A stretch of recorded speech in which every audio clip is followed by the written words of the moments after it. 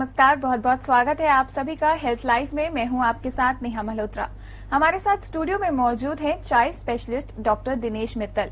अगर आपका भी बच्चों से जुड़ा कोई सवाल है तो आप हमें कॉल कर सकते हैं। हमारे फोन नंबर्स हैं 01147545447 और साथ ही 48 भी। Doctor, welcome to the show. Doctor, bed wetting बच्चों में बहुत ही कॉमन प्रॉब्लम है, लेकिन हम में से अधिकतर लोग ये जानते ही नहीं हैं कि बेड वेटिंग क्या है। तो मैं चाहूंगी आप हमारे व्यूअर्स को आज बताएं कि बेड वेटिंग की प्रॉब्लम असल में होती क्या है। ये आपने बहुत अच्छा बात कही कि ये काफी कॉमन प्रॉब्लम है। एक्चुअली ये सच प्रॉब्लम नहीं है, लेकिन लोग इसको महसूस बहुत ज्यादा करते हैं। जनरली हमने देखा गया है कि अराउंड 15% बच्चे जो कि 5 साल के हैं वो कई बार रात को पेशाब करते हैं, जो अपने बिस्तर को गीला करते हैं। तो बेसिकली ये प्रॉब्लम ये है कि अगर हम बाय डेफिनेशन देखते हैं कि हफ्ते में अगर बच्चा 2 बार पेशाब करता है और लगातार 3 महीने तक पेशाब करता है तो उसको हम बेड वेटिंग बोलते हैं। इसके बहुत सारे कारण हैं। इसमें एक कारण जो है जिसको हम बोलते हैं न्यूरोलॉजिकल मैच्योरिटी, जिसमें बच्चे का जो दिमाग होता है वो पूरी तरीके से डेवलप अभी मैच्योर नहीं हुआ है, लेकिन वो धीरे धीरे मैच्योर हो रहा है, तो वो धीरे धीरे प्रॉब्लम हमारी ठीक हो सकती है। जी डॉक्टर, अगर हम कॉमन कॉज की बात करें तो कॉमन कॉज क्या है? कॉमन कॉज में मैंने जैसे बताया, क्योंकि इसमें सबसे जो इम्पोर्टेंट कॉज जो हम देखते हैं वो हमारा जेनेटिक्स है।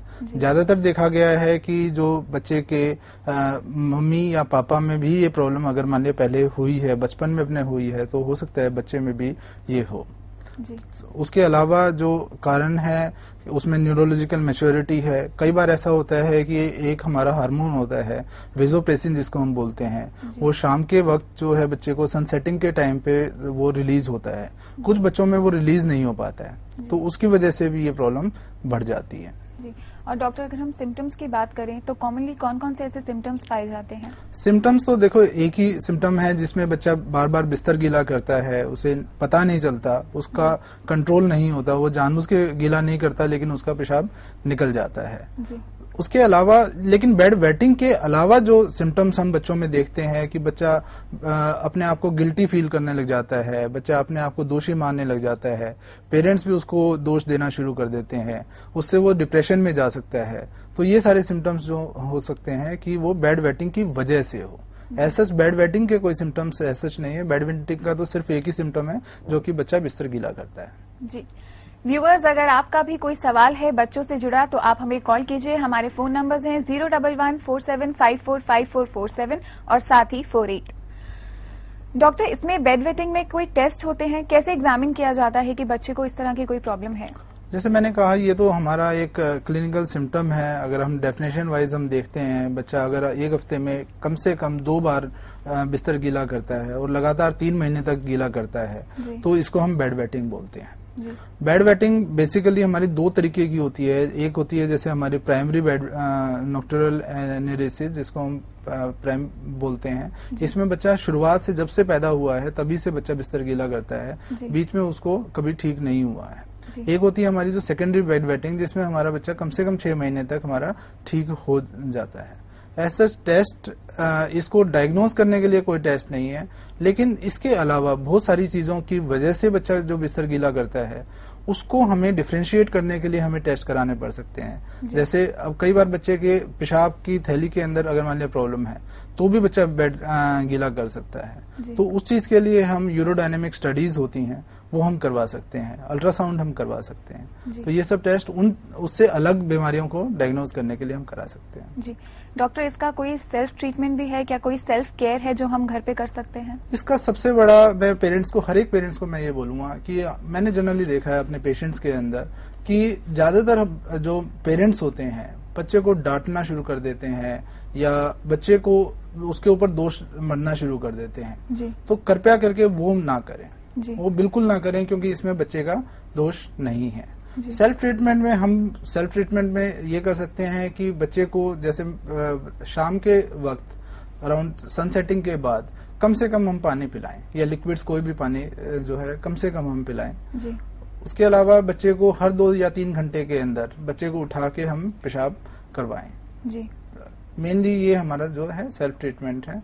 दिन के अंदर हम थोड़ा सा ब्लैडर की एक्सरसाइज करवा सकते हैं। जैसे मॉर्निंग के अंदर 9 बजे के बाद के वक्त हम बच्चे को ज्यादा से ज्यादा पानी पिलाने की कोशिश करें और उसको अपने आप टॉयलेट में जाने के लिए एडवाइस करें। जी चलिए डॉक्टर, इसी के साथ एक कॉलर है हमारे साथ गुड़गांव से। हेलो। हेलो जी सिमरन जी, अपना सवाल पूछे। जी मेरा क्वेश्चन ये है कि मेरा बेटा है 5 मंथ्स का जी।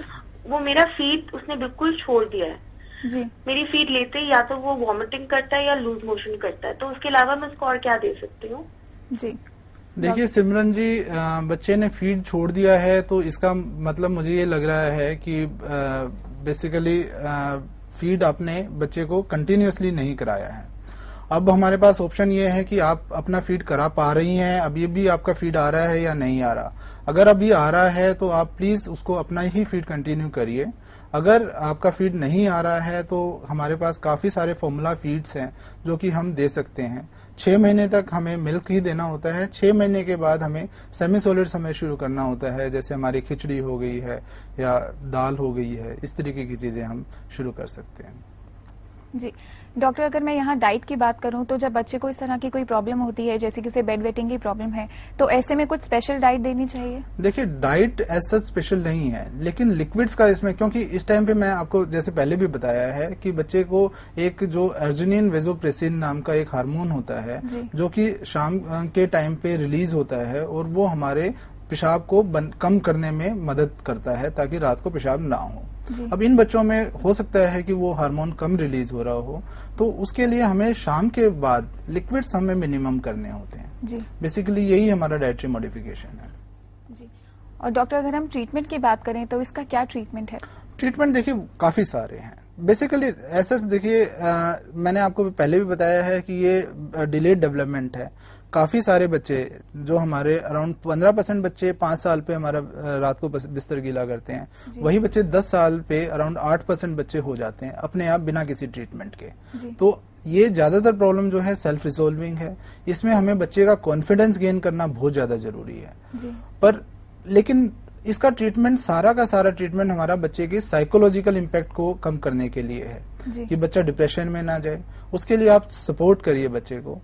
अभी मैंने आपको बताया कि बच्चे को जो शाम के टाइम पे पानी कम दीजिए, दिन के टाइम पे पानी ज्यादा दीजिए, उसको एनकरेज करिए बार बार यूरिन पास करने के लिए।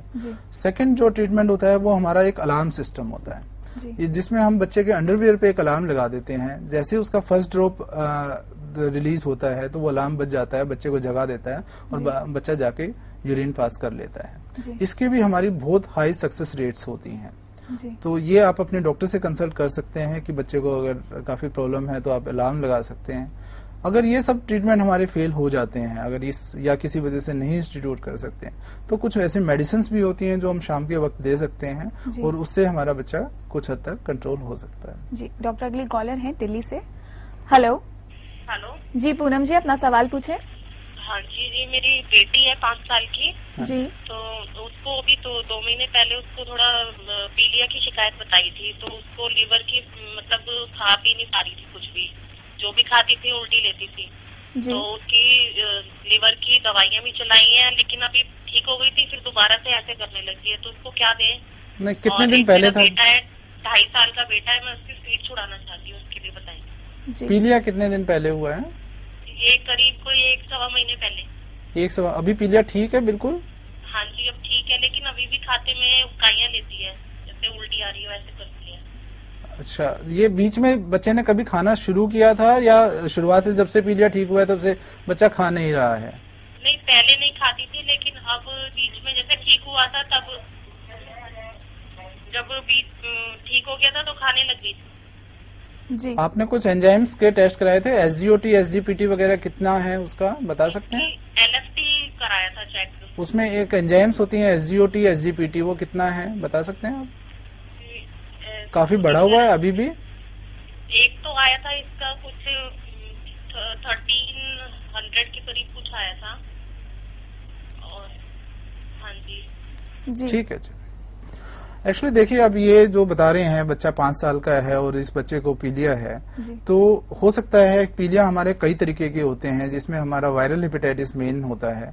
तो इसके लिए आप अपने डॉक्टर से कंसल्ट करिए। कम से कम अभी आप ये देखिए कि बच्चे को लीवर फंक्शंस हमारे ठीक हो गए हैं या नहीं। अगर लीवर फंक्शंस अभी भी डिरेंज्ड है तो हमें टाइप ऑफ पीलिया हमें देखना है कि कौन सा टाइप का है। कहीं ऐसा तो नहीं है हमारा बच्चा कहीं क्रोनिक हेपेटाइटिस वगैरह की कंडीशंस में जा रहा है। तो इस चीज के लिए तो आपको अपने डॉक्टर को कंसल्ट करना है। दूसरी बात इनकी बात है कि बच्चा 2.5 साल का है और वो अपना फीड छुड़ाना चाहती हैं, तो उस चीज के लिए तो आपको परसिस्टेंटली बच्चे को फीड नहीं देना है। अगर हम बच्चे को कोई भी बिहेवियर का मॉडिफिकेशन करना है तो हम उस चीज को जस्ट विड्रॉ करना है और वो मेरे ख्याल से हफ्ते या 10 दिन में फीड छोड़ देगा। ऐसा कोई मेडिसिन वगैरह जो वो कहते हैं कि लगाने के लिए वो ज्यादा इफेक्टिव नहीं होती है। जी चलिए डॉक्टर, आगे भी हम डिस्कशन कंटिन्यू रखेंगे, लेकिन यहाँ रुकते हैं एक छोटे से ब्रेक के लिए। दर्शकों, अगर आपका भी बच्चों से जुड़ा कोई सवाल है तो आप हमें कॉल कीजिए। हमारे फोन नंबर्स आपकी टेलीविजन स्क्रीन पर हैं। अभी लेते हैं एक छोटा सा ब्रेक, जल्द लौटेंगे हेल्थ लाइफ में।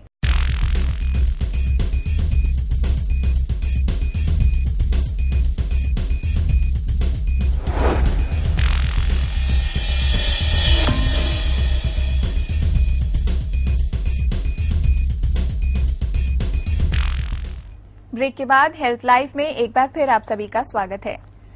डॉक्टर, ब्रेक से पहले बेड वेटिंग के बारे में आप हमें बता रहे थे, क्या इसके लिए बच्चों को कोई थेरेपी भी प्रोवाइड की जाती है? थेरेपी तो बेसिकली वही मैंने आपको जैसे पहले भी बताया है कि थेरेपी में हमारा मेन जो है, पहले तो ये एक्चुअली एक ग्रोथ डिले है। तो हमें बेसिकली ठीक तो इसने अपने आप होना है, चाहे वो 5 साल में हो, चाहे 7 साल में हो, या 8-10 साल में हो, या 18 साल में भी कई बार हमें देखने को मिलता है। 18 साल के बाद जनरली जो हम देखते हैं, अगर कोई बच्चा 18 साल के बाद भी अगर कर रहा है तो वो जनरली ठीक होने की संभावनाएं कम हो जाती है। जी। अब इसमें मेजर जो हमारा ट्रीटमेंट है वो हमें बच्चे को साइकोलॉजिकली इम्पैक्ट से उसे बचाने के लिए। जी। उसी चीज के लिए पहली चीज हमें अलार्म सिस्टम है, ताकि बच्चा वेटिंग कम करे, बच्चे का अंडरवियर गीला कम होए। सेकंड चीज जो हम कर सकते हैं, जिसमें हम स्टार चार्टिंग बोलते हैं, जिसमें हम बच्चे को जितनी भी नाइट्स में उसने ड्राई किया है तो हम उसको एक स्टार दे सकते हैं, ताकि अगर महीने के अंदर उसको 10 स्टार हो गए तो हम उसको एक चॉकलेट या कोई भी जो चीज उसको वो पसंद कर सकता है वो कर सकता है। जी। तीसरी चीज हम अलार्म लगा सकते हैं, मार्केट्स में अलार्म अवेलेबल हैं। जी। और उसके बाद भी अगर ये सब चीजें नहीं वो करती हैं तो हमारे पास कुछ मेडिकेशंस होती हैं जो कि हम शाम के वक्त हम उसको दे सकते हैं और उससे वो ड्राई बाय नाइट्स रहता है बच्चा। जी। इसके अलावा अगर बच्चे को सबसे ज्यादा आपका प्यार चाहिए तो आप उसको प्यार जरूर करिए। आप उसको जरूर ये कहिए कि आपके अंदर कोई कमी नहीं है। अगर फिर भी बच्चा कभी डिप्रेशन में जाता है तो आप अपने साइकोलॉजिस्ट से कंसल्ट कर सकते हैं। जी डॉक्टर, अगर हम यहाँ फर्स्ट विजिट की बात करें तो फर्स्ट विजिट ऐसे केस में कब लेना चाहिए? पेरेंट्स को कब फर्स्ट विजिट देना चाहिए बच्चे को लेकर? 5 साल से तक अगर बच्चा आपका बेड वेटिंग कर रहा है तो आपको बिल्कुल भी कोई प्रॉब्लम नहीं है। उसके बाद भी अगर वंस इन ए वाइल कर रहा है तो भी वो प्रॉब्लम नहीं है। पर अगर हफ्ते में 2 बार से ज्यादा कर रहा है और हर हफ्ते कर रहा है लगातार 3 महीने तक, तो आपको जरूर डॉक्टर को एक बार दिखा लीजिए और जो भी वो सजेस्ट करते हैं वो आप कीजिए। जी डॉक्टर, अगर हम प्रिवेंशन की बात करें तो इस प्रॉब्लम के लिए क्या प्रिवेंटिव मेजर्स हैं? प्रिवेंटिव मेजर्स के लिए आप बेसिकली एक तो आपको सपोर्ट करना है, बच्चे को रात को उठा के पेशाब करवाना है, उसको ब्लैडर को शाम को पानी कम से कम देने की बात करनी है। और अल्टीमेटली इस चीज का तो जो प्रॉब्लम है वो आपके जीन्स के अंदर है ज्यादातर केसेस में जो हम देखते हैं। तो अगर आपकी हिस्ट्री में आप अगर ठीक हो गए हैं तो आपका बच्चा भी ठीक हो जाएगा, इतना आप मान के चलिए। जी। So basically this is a genetic problem. This is mostly it is a genetic problem, but sometimes it might be the other causes also. जी डॉक्टर, अब मैं आपसे बात करना चाहूंगी स्लीपिंग प्रॉब्लम्स के बारे में। अक्सर बच्चे जब छोटे होते हैं तो वो रोते हैं, सो नहीं पाते हैं, तो इसके पीछे क्या कारण होता है? What is the basic reason behind this? इसमें हमारी एज के ऊपर डिपेंड करता है। जैसे अभी हमारा कुछ बच्चे जब बच्चा पैदा होता है तो अराउंड 16 घंटे की नींद लेता है, 8 घंटे वो जागता है। तो ऑलमोस्ट आपको लगता है कि बच्चा हमेशा सो ही रहा है, क्योंकि वो उठता है फीड करने के लिए, आधा घंटा वो उठेगा और फिर उसके बाद 1-1.5 घंटे के लिए सो जाएगा, 2 घंटे के लिए सो जाएगा बेसिकली। तो शुरुआत में अब यही प्रॉब्लम जो होती है, यही साइकिल उसकी रात को चलती है। जी। तो हमें लगता है कि बच्चा तो सो ही नहीं रहा है, रात को वो पूरे दिन सोता रहता है, रात को जागता रहता है। तो ऐसा नहीं है, ये स्लीप साइकिल्स होती हैं, तो जो कि यूजुअली 4 महीने तक वो ठीक हो जाती है। जी। उसके बाद जो बच्चा है अराउंड 10 मंथ्स के आसपास कई बार बच्चे जो होते हैं वो बार बार रात को उठने लग जाते हैं, बार बार एकदम से उठ के चौंक के बैठ जाते हैं जी। तो वो हमारे बेसिकली कई बार सेपरेशन एंजाइटी होती है। उस टाइम पे बच्चा जो है अपनी मदर से सेपरेट होना पसंद नहीं करता, तो रात को भी उसको लगता है कि मेरी मदर कहाँ है, तो वो ढूंढता है। तो थोड़ा सा उसके ऊपर अपने बॉडी से थोड़ा टच करा के या थोड़ा सा उसके ऊपर पैट करके अगर आप सुलाएंगे तो 10 मंथ्स के बाद हमारी जो प्रॉब्लम सॉल्व हो जाती है। अब ये तो चीजें हो गई नॉर्मल चीजें। अब काफी चीजें आजकल कुछ जो कि प्रॉब्लम्स भी हैं, जैसे आपका बच्चा कई बार नींद में चलता है या नींद में बोलता है या रात को डर के उठ जाता है, तो ये भी हमारी प्रॉब्लम्स होती है। ये जनरली हमारी 4 या 5 साल की उम्र के आसपास से देखने को मिलती है। ज्यादातर केसेस में ये अपने आप ही ठीक हो जाती है, सिर्फ रीएश्योरेंस हमें चाहिए होता है। पर अगर मान लिया ज्यादा प्रॉब्लम होती है तो कुछ मेडिकेशंस भी होती हैं इन चीजों के लिए, उसके लिए आपको अपने डॉक्टर से कंसल्ट करना है। तो डॉक्टर बेसिकली ये प्रॉब्लम्स होती ही क्यों है? जैसे आपने बताया बच्चा नींद में चलना शुरू कर देता है, तो क्यों, उसके पीछे का रीजन क्या होता है? इसके पीछे का रीजन बेसिकली हमारी स्लीप में ही छुपा हुआ है कि हमारी बेसिकली स्लीप की 2 साइकिल्स होती हैं, जिसको हम रैम स्लीप बोलते हैं या रैपिड आई मूवमेंट स्लीप बोलते हैं, और नॉन रैम स्लीप या स्लो वेव साइकिल्स बोलते हैं बेसिकली। शुरुआत में जो बच्चा पैदा होता है या छोटा बेबी होता है उसकी 50% के आसपास की जो स्लीप होती है वो रैम स्लीप होती है, और उसके बाद जैसे जैसे बच्चा बड़ा होने शुरू हो जाता है वो स्लीप जो है रैम से नॉन रैम में कन्वर्ट हो जाती है। जब ये नॉन रैम से कन्वर्ट होती है तो कई बार ये प्रॉब्लम्स आनी शुरू हो जाती है। बहुत ज्यादा कॉजेज हमें नहीं मिलते, पर अगेन वही में कई बार ऐसा हमें देखने को मिलता है कि ये प्रॉब्लम कई भी उनके पेरेंट्स के बचपन में भी रही होती है।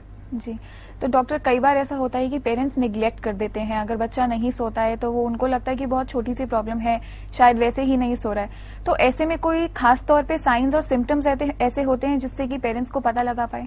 बिल्कुल, साइन एंड सिम्टम्स तो बहुत सारे हैं। अब देखो, स्लीप हमारी जो है बेसिक नेसेसिटी है, हमारी ग्रोथ के लिए, हमारी डेवलपमेंट के लिए स्लीप बहुत ज्यादा जरूरी है। अब अगर बच्चा सोएगा नहीं तो वो चिड़चिड़ा रहने लग जाएगा, दिन में बार बार ड्राउजी होना शुरू हो जाएगा, उसको साइकोलॉजिकली प्रॉब्लम्स आने शुरू हो जाएंगी। तो ये सारी प्रॉब्लम्स उसको हो सकते हैं। और आजकल मॉडर्न लाइफस्टाइल में स्पेशली जो हम देखते हैं जो 12 साल के 15 साल के बच्चे जो हो जाते हैं, वो आजकल एक और नई प्रॉब्लम आ गई है, वो अपनी नींद को खुद ही दबा देते हैं। वो रात को पार्टीज करते हैं या रात को टीवी देखते हैं या रात को पढ़ते हैं, तो उससे उनकी स्लीप साइकिल जो है शिफ्ट हो जाती है। वो देर से सोते हैं और देर से उठते हैं।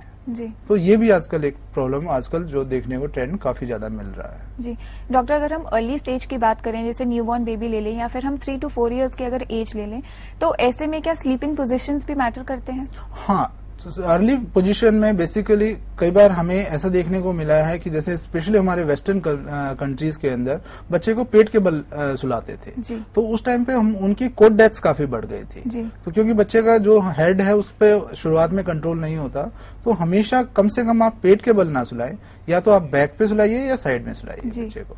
और हमेशा सुलाने से पहले बच्चे को बर्पिंग करिए, उसको कंधे पे लगा के उसको अच्छे से डकार दिलाइए, ताकि वो उसकी गैस जो है निकल जाए और वो आराम से सो पाए। डॉक्टर, स्लीपिंग प्रॉब्लम्स के बारे में आप हमें बता रहे थे। कॉमनली अगर मैं एज की बात करूं तो किस एज में ज्यादातर ये प्रॉब्लम देखी जाती है?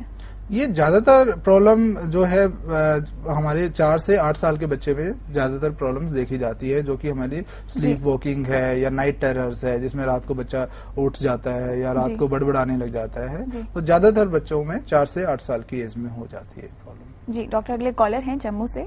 हेलो। हेलो जी रिंकी जी, आप अपना सवाल पूछे। मैडम, मुझे डॉक्टर साहब से ये जानना था कि मतलब 2-3 साल के बच्चे को कितना सोना चाहिए? जी, 2-3 साल के बच्चे को बेसिकली सोने का जो आवर्स होते हैं वो डिपेंड करता है कि बच्चे के ऊपर। पर इस टाइम पे जो हमारा जो रात का जो स्लीप होता है वो अराउंड 10 घंटे के आसपास होता है, और दिन का जो स्लीप होता है वो अराउंड 2 घंटे के आसपास का होता है। पर ये सब वेरी कर सकता है बच्चे के चाइल्ड टू चाइल्ड बेसिकली। जी डॉक्टर, क्या नाइट फीड भी डिपेंड करती है एक गुड स्लीप के लिए? Night feed, yes, hunger definitely matters. बच्चा अगर भूखा होगा तो डेफिनेटली नहीं सो पाएगा। तो आप हमेशा बच्चे को सोने से पहले एक लाइट स्नैक्स, जैसे हमारे यहाँ ट्रेडिशन होता है कि रात को दूध दे के सुलाइए, तो जैसे बच्चा बड़ा होता है 1 गिलास आप दूध पिलाइए और वो डेफिनेटली अच्छी सी स्लीप सोएगा। लेकिन अगर छोटा